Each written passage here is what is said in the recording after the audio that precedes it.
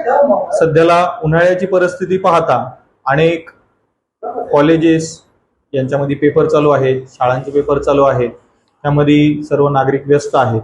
तसंच आता सध्याला सुरू असलेली लगनसराई आणि उन्हाची प्रचंड तीव्रता यामुळे रक्तदान शिबिराचं प्रमाण पूर्णतः अत्यल्प झालेलं आहे, नाहीच्या बरोबरच आहे. रक्तदानाचं प्रमाणही त्यामुळे खूप कमी झालेलं आहे.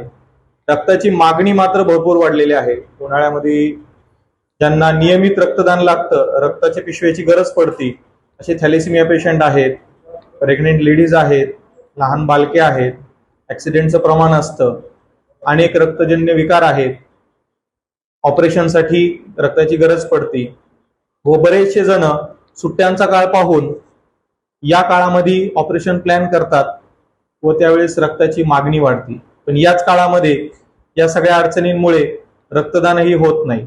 त्याची रोजची रक्ताची मागणी 40 बॅगांची आहे. थॅलेसिमिया पेशंटला जवळपास महिन्याला 150 ते 200 बॅगा लागतात आणि आजची रक्ताची जर परिस्थिती पाहिली तर अक्षरशः 2-2 बॅगा फक्त प्रत्येक गटाच्या शिल्लक आहेत. इतक्या मोठ्या प्रमाणावर रक्ताचा जो तुटवडा आहे तो भरून काढण्यासाठी मी सर्व नगरवासियांना आवाहन करतो की आपण मोठ्या संख्येने रक्तदान करावं व लोकांना जीवनदान द्यावं. धन्यवाद.